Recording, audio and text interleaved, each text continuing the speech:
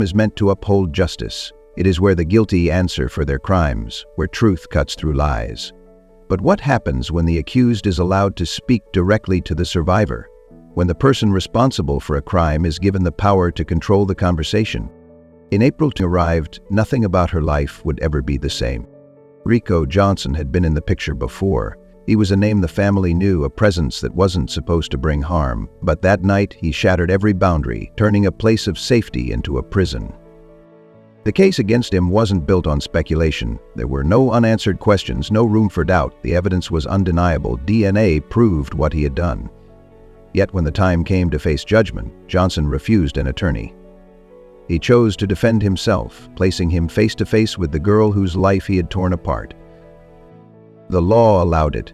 The system gave him the right to ask her questions, to force her to relive the worst night of her life in front of a room full of strangers. And so, in a moment that defied reason, the man accused of assaulting a child leaned forward and spoke directly to her.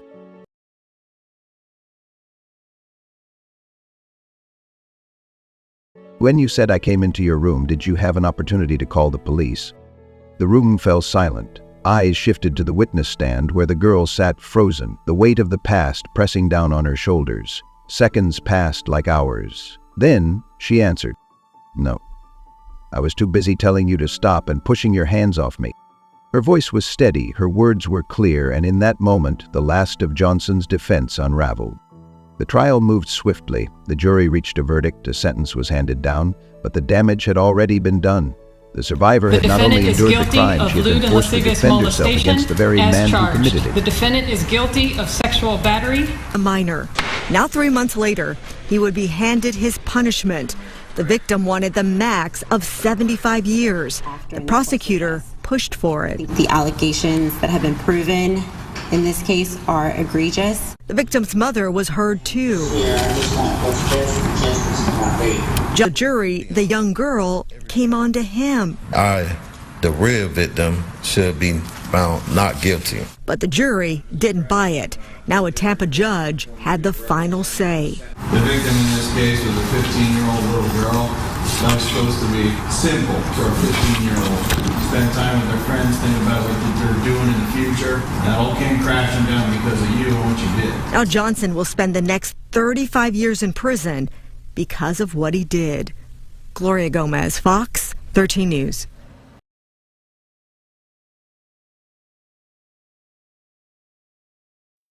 This is more than the story of a conviction. It is an indictment of a system that allows those raw, jagged, painful. There was no hesitation about what needed to happen next. A call was made, the police arrived, and within hours, the first steps toward justice had begun. Detectives knew the weight of the case the moment they heard her words, a teenage girl accusing an adult man of sexual assault, the kind of case that never comes without a battle. But the evidence was strong. A medical examination confirmed her injuries. DNA testing would later tell the story that Johnson tried to rewrite. He was taken into custody, but from the very beginning he denied everything. It wasn't just pleading innocent, he was playing the victim. The lies came fast. She was making it up, she had misunderstood, he had done nothing wrong. But the facts said otherwise. DNA doesn't have an agenda, it doesn't take sides. It only tells the truth. And the truth was damning. But even with all the evidence, even with the weight of forensic science behind them, the prosecution knew the fight wasn't over. Because Reco Johnson had made a decision, one that would change the course of the trial in a way few could have predicted. He would not hire an attorney. He would represent himself. And in doing so, he would seize one final opportunity to force his victim to face him, to answer his questions, to relive the nightmare in front of a jury that would decide his fate. How is this justice? How does a system that claims to protect survivors allow their attackers to take the floor, to control the conversation, to make them stand in court and answer to the very person who stole their sense of security? It's a question that lingers, one that demands an answer. And as the trial began, it became clear this wouldn't just be about proving guilt. It would be about whether or not a teenage girl could withstand the pressure of being questioned by the man who had stolen her innocence. The legal battle had begun, and the cost would be more than a verdict. It would be another test of endurance for a survivor who had already lost too much. Justice was waiting, but first she had to fight for it. The courtroom was full, yet it felt suffocating. He spoke. "When you said I came into your room, did you have an opportunity to call the police?" It was a question meant to shift the blame, a question designed to plant doubt. The room fell silent, waiting for her response. A hesitation, not out of uncertainty, but out of sheer disbelief. And then she spoke. "Oh, I was too busy telling you to stop and pushing your hands off me." There it was, the truth, plain, unwavering. The words cut through the stillness of the courtroom, leaving Johnson nowhere to turn. His tactic, his desperate attempt to rewrite the narrative, had failed in a single sentence. But still, he pressed on. His questions came like daggers, each one attempting to carve a hole in her testimony. He tried to paint himself as the victim. He tried to poke at her memory as if she might suddenly forget the pain he had caused. But she didn't waver. She answered each question with the strength of someone who refused to be silenced. She didn't cry. She didn't break. And the more she spoke, the more it became clear Reco Johnson wasn't defending himself. He was unraveling. The jury saw it, the prosecutors saw it, and maybe for the first time Johnson saw it too. He had thought he could control the courtroom, that if he asked the right questions he could change the story, that if he stood there long enough someone, anyone, would believe him. But what he hadn't counted on was the undeniable weight of truth. The prosecution had built an airtight case. DNA evidence, witness testimonies, a timeline that left no room for doubt. And as Johnson sat back down, his false confidence cracking at the edges, the realization settled in. He was losing. His victim had not only survived the assault, she had survived him again. But even with the prosecution's case laid out in full, even with the jury seeing Johnson for what he was, the outcome wasn't decided yet. Because the justice system isn't just about evidence, it's about perception, about power. Would the jury see past Johnson's performance? Would they listen to the girl who had risked everything to tell her story? And most of all, would justice finally be enough? The verdict was coming, and the fight wasn't over yet. As Reco Johnson returned to his seat, a strange silence lingered in the courtroom. His attempt to manipulate the truth had failed. The jury had seen it. The prosecution had seen it. But most importantly, the girl he had tried to break had shown she was unshakable. She had answered his questions not with hesitation but with truth. Truth he couldn't twist. Truth he couldn't escape. Now it was time for the prosecution to take back control. Assistant State Attorney Jessica Couvertier stood, her expression unreadable, but the weight of what had just happened was not lost on her. This wasn't just about the law. This was about ensuring that the survivor's voice, one that had already been tested beyond reason, would not be ignored. She walked to the center, looked at her, and told the truth. That is not easy. That is not normal. But she did it. And she did it because she had to. Because this system, the one meant to protect victims, forced her to. The weight of her words settled across the jury box. And I ask you, what more does she have to do? How much longer does she have to fight? A question that didn't need an answer. Because everyone in that courtroom already knew it. This case wasn't just about what had happened that night in April 2019. It was about everything that had happened since. The interrogation, the evidence collection, the trial, the cross-examination that never should have been allowed to happen. And now it was about justice. With the prosecution's closing words, the case was in the jury's hands. There was nothing left to argue. Nothing left to say. Only a verdict remained. The jury had heard everything. The victim's testimony, the prosecution's ironclad evidence held out. The weight of the case hung over them like a storm cloud, pressing down on every person in that room. For the girl at the center of it all, this was the final test of endurance. She had spoken her truth. She had faced the man who had hurt her. Now, she had to wait and see if the system would finally fight for her. Minutes passed, then an hour. No one knew how long it would take, but the speed at which justice arrived was almost startling. Less than 2 hours later, the door to the deliberation room opened. The jury had reached a verdict. Reco Johnson, who had sat stone-faced throughout the trial, shifted in his chair. For the first time, the reality of what was happening seemed to sink in. The judge called the courtroom to order. The jurors, one by one, took their seats. The air was charged with something electric, something unshakable. This was it, the moment that would determine whether the system had worked, whether the battle had been worth it. The four persons stood, holding the verdict form. In the case of the state of Florida, versus Reco Johnson, we, the jury, find the defendant guilty on all charges. The words rang out, final and absolute. Johnson barely reacted. His jaw tensed, his hands gripped the table, but there was no outburst, no plea for mercy. Maybe because deep down he had always known this was coming. But across the courtroom, the tension shattered. The victim's mother closed her eyes, exhaling a breath she had been holding for years. Her daughter. Justice had arrived, but nothing could undo what had been taken from her. The judge wasted no time moving into sentencing. The prosecution, knowing the severity of the crime, had pushed for 75 years. They wanted to ensure this man would never hurt another child again. The judge considered the arguments, weighed the evidence, and finally he spoke. "You assaulted to convince us that you were the victim. That ends today." Reco Johnson was sentenced to 35 years in prison, followed by 10 years of sex offender probation upon release. It wasn't the 75 years the prosecution had wanted, but it was enough. Enough to make sure he would never have the chance to do this again. Enough to ensure that when he walked out of that courtroom, it would be in handcuffs. The gavel struck. It was over. Or was it? For Johnson, justice had been swift. But for the victim, justice was not a sentence on a piece of paper. It wasn't the sound of a prison door slamming shut. It was something she would have to rebuild for herself, long after the trial had faded from the headlines. Because survivors don't just live through the crime, they live through the aftermath, through the sleepless nights, the trust that never fully returns, the echoes of a voice they never wanted to hear again. And perhaps the most painful truth of all, she wasn't the first to endure this, and she wouldn't be the last. Which begs the question, if the trial was over, the sentence had been handed down, Reco Johnson was escorted out of the court. Doors closed behind him, another reality remained. A reality that no courtroom decision could erase. Justice had been delivered in the legal sense, but for the girl at the center of it all, what did justice really mean? Did it mean peace, closure, or was it simply a verdict, a momentary relief before the weight of everything she had endured came rushing back? Because that's the part no one talks about.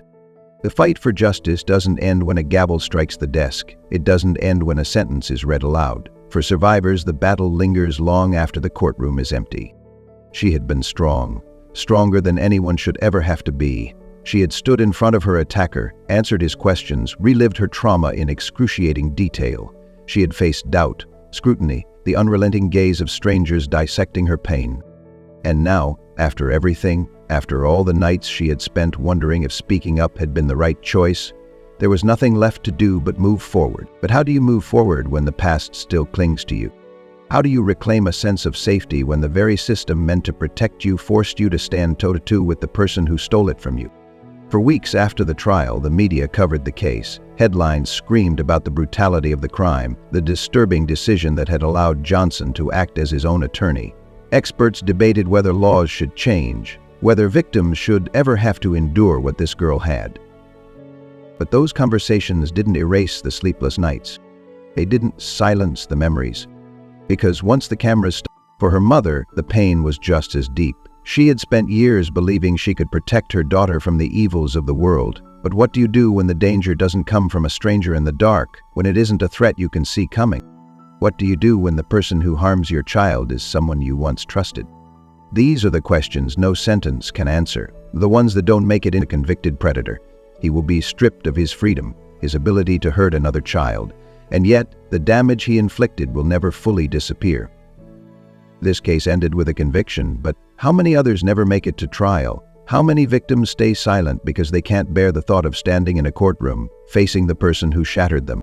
How many predators walk free simply because the system makes the pursuit of justice too painful, too exhausting, too unbearable?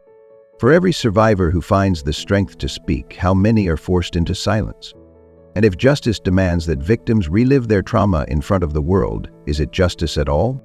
The law may have spoken, but the fight for change is far from over. The trial was over. The sentence had been handed down. Reco Johnson was escorted out of the courtroom, his future sealed within the cold walls of a prison cell. But as the doors closed behind him, another reality remained, a reality that no courtroom decision could erase. Justice had been delivered in the legal sense, but for the girl at the center of it all, what did justice really mean? Did it mean peace, closure, or was it simply a verdict, a momentary relief before the weight of everything she had endured came rushing back? Because that's the part no one talks about. The fight for justice doesn't end when a gavel strikes the desk. It doesn't end when a sentence is read aloud. For survivors, the battle lingers long after the courtroom is empty. She had been strong, stronger than anyone should ever have to be. She had stood in front of her attacker, answered his questions, relived her trauma in excruciating detail. She had faced doubt, scrutiny, the unrelenting gaze of strangers dissecting her pain. And now, after everything, after all the nights she had spent wondering if speaking up had been the right choice, there was nothing left to do but move forward. But how do you move forward when the past still clings to you? How do you reclaim a sense of safety when the very system meant to protect you forced you to stand toe-to-toe with the person who stole it from you? For weeks after the trial, the media covered the case. Headlines screamed about the brutality of the crime, the disturbing decision that had allowed Johnson to act as his own attorney. Experts debated whether laws should change, whether victims should ever have to endure what this girl had. But those conversations didn't erase the sleepless nights. They didn't silence the memories. Because once the cameras stopped rolling, she was left with a reality far quieter, far heavier than anything that had played out in that courtroom. For her mother, the pain was just as deep. She had spent years believing she could protect her daughter from the evils of the world. But what do you do when the danger doesn't come from a stranger in the dark, when it isn't a threat you can see coming? What do you do when the person who harms your child is someone you once trusted? These are the questions no sentence can answer, the ones that don't make it into the official court record, the ones that survivors carry with them long after the public forgets. Reco Johnson will spend the next 3.5 decades in a cell, his name etched into the system as a convicted predator. He will be stripped of his freedom, his ability to hurt another child, and yet the damage he inflicted will never fully disappear. This case ended with a conviction, but how many others never make it to trial? How many victims stay silent because they can't bear the thought of standing in a courtroom facing the person who shattered them? How many predators walk free simply because the system makes the pursuit of justice too painful, too exhausting, too unbearable? For every survivor who finds the strength to speak, how many are forced into silence? And if justice demands that victims relive their trauma in front of the world, is it justice at all? The law may have spoken, but the fight for change is far from over. For every case that reaches the courtroom, for every survivor who stands before a judge and jury, there are countless others whose stories never make it that far. They exist in the shadows of a system that was never built for them. Some never report what happened, afraid of being blamed, doubted, or ignored. Others find the strength to come forward, only to be met with endless obstacles. Evidence that isn't strong enough, authorities who question their credibility, a legal process so grueling it feels easier to stay silent. And then there are those who, like the young girl in this case, push forward despite it all, only to find that justice itself can feel like another form of punishment. The law promises protection, it promises fairness, but fairness for whom? If a survivor has to relive their worst nightmare in front of the person who caused it, if they are expected to remain composed while their attacker twists the truth, if they are forced to endure cross-examinations designed to break them down rather than seek the truth, can we really call that justice? In the wake of Reco Johnson's conviction, victim advocates called for legal reform, for stronger protections that would prevent another survivor from being subjected to what this young girl endured. Some lawmakers took notice, others dismissed the concerns, arguing that changing the law would strip defendants of their constitutional rights. And so the cycle continues. Survivors are told to come forward, they are told they will be believed, they are told justice is waiting for them. But what they aren't told is how much they will have to suffer to reach it. They aren't told how many hurdles they will have to clear, how many times they will have to repeat their story, how many people will dissect their every word looking for a reason to doubt them. They aren't told that even if they make it through all of that, they might still have to sit across from the person who hurt them and answer their questions. And so many choose silence instead. Not because they want to, not because what happened to them wasn't real, but because the weight of justice is sometimes heavier than the weight of staying quiet. So how many cases never make it to trial because survivors are too afraid of what awaits them in that courtroom? How many predators walk free, not because they are innocent, but because the system is too broken to hold them accountable? And if nothing changes, how many more victims will be forced to fight for justice in a place that seems determined to make them suffer for it? Reco Johnson sat in a courtroom given the freedom to speak, to manipulate, to attack. His victim, a teenage girl, sat across from him, forced to endure it. She was the one who had suffered, she was the one who had fought to be heard, and yet the system had made space for him to try and tear her down one more time. This is not justice. Justice should not require survivors to face their abusers, to be cross-examined by the very person who shattered their sense of safety. Justice should not be another battlefield where victims are forced to relive their worst moments, all while the person who harmed them stands before them as if they still have control. But time and time again, the system makes room for the abuser. They are given rights, they are given time, they are given the chance to perform, to twist, to cast doubt. And what are survivors given? They are given skepticism, they are given endless questioning, as if their trauma needs to be justified. They are given a long, painful road with no guarantees. And in cases like this, they are given the impossible choice: stay silent and let a predator walk free, or step into a courtroom and let the system break them all over again. This girl chose to fight. She faced him, she answered his questions, she did what no one should ever have to do, and in the end, justice prevailed. But how much did it cost her? How many nights did she lay awake before the trial, knowing she would have to hear his voice again? How many times did she replay that night in her head, knowing she would have to describe it in front of strangers? How much strength did it take to sit there, to keep going, to not let him see her break? And now that it's over, will she ever truly feel free? Johnson will spend the next 35 years behind bars, but she will carry this forever. And what about the others? Because there will be others, there always are. More survivors forced into courtrooms, more victims expected to stand across from their abusers and fight for the right to be believed, more names that will fade from the headlines but whose pain will never fade from their lives. How much longer will this be the price of justice? How many more will be sacrificed to a system that claims to protect them, but so often fails to do so? And when will we finally decide that survivors deserve better than this? The case of Reco Johnson did more than put a predator behind bars. It exposed a failure in the legal system that has gone unchecked for far too long. As the news of the trial spread, outrage followed. People asked the same question over and over again: how was this allowed to happen? How was a man accused of sexually assaulting a child given the power to interrogate his victim? How did the system allow him to manipulate the very process designed to hold him accountable? And more importantly, how many other survivors had suffered the same fate in courtrooms across the country? Legal experts weighed in. Some defended the system, citing the Sixth Amendment, the right of every defendant to represent themselves. But others argued that certain crimes, particularly those involving sexual violence, should be treated differently. Because what happened in that courtroom wasn't just a trial, it was an extension of the abuse. Johnson may have lost his case, but for the victim, justice came at an unbearable cost. And she wasn't alone. There have been other cases like this. Cases where convicted predators were allowed to cross-examine their victims, reliving their crimes under the guise of legal defense. Cases where survivors, already shattered by their trauma, had to sit on a witness stand and be questioned by the very person who destroyed their innocence. It was happening, and it was legal. Advocates demanded action, laws needed to change, survivors needed protection.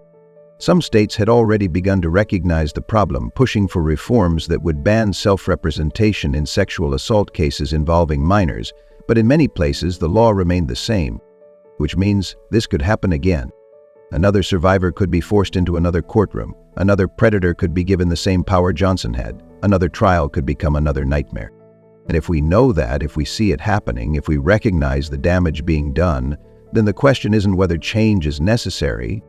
The question is, why hasn't it happened yet? How much more proof do we need before the law protects the people who need it most? How many more survivors will have to face their abusers before we decide that justice should not come at this cost?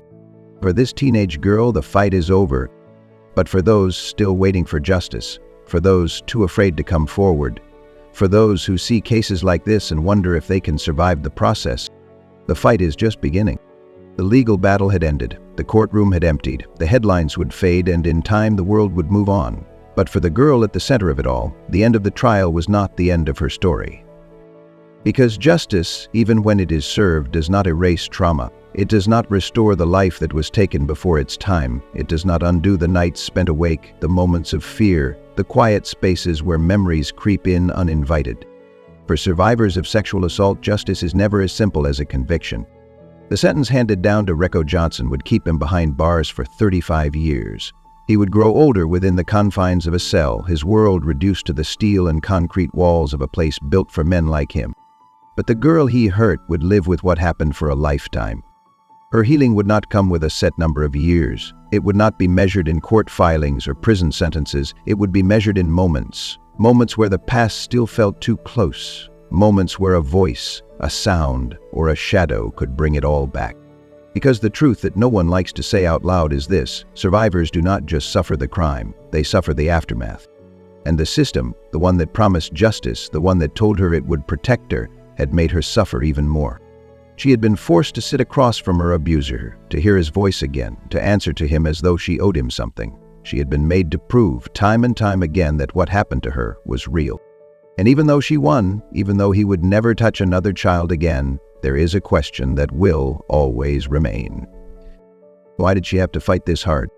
How many others look at cases like hers and decide that they cannot do the same, that they cannot relive the worst night of their life in front of strangers, cannot risk being doubted, cannot bear the weight of a system that does not make room for their pain?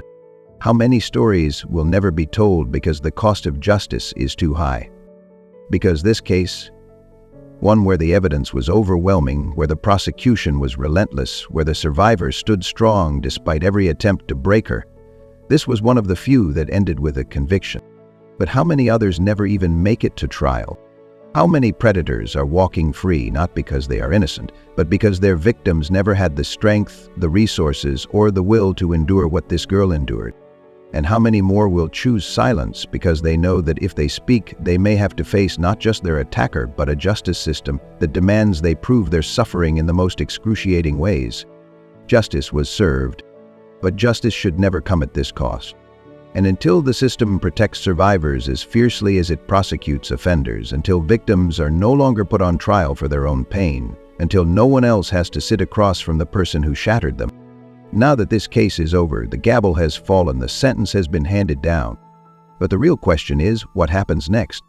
Because Reco Johnson is behind bars, but the system that allowed him to torment his victim in court, that system is still standing, and it will happen again. Another survivor will be forced to sit across from their abuser, relive their trauma, answer questions that should have never been asked, and another predator will be given the power to manipulate the very process meant to hold them accountable. Unless we do something about it.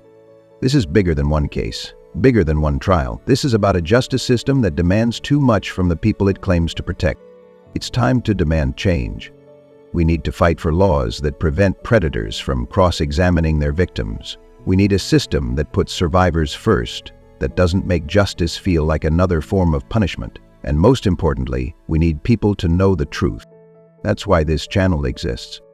We tell the stories that others turn away from. We expose the failures of the system. We make sure that cases like this aren't forgotten. If you believe survivors deserve better, if you believe justice should not come at the cost of suffering, if you believe these stories need to be told, then subscribe right now. Subscribe and turn on notifications, because the more people who know the truth, the harder it becomes to ignore. Share this video, comment below, make your voice heard, because silence is what allows injustice to continue. And we refuse to be silent.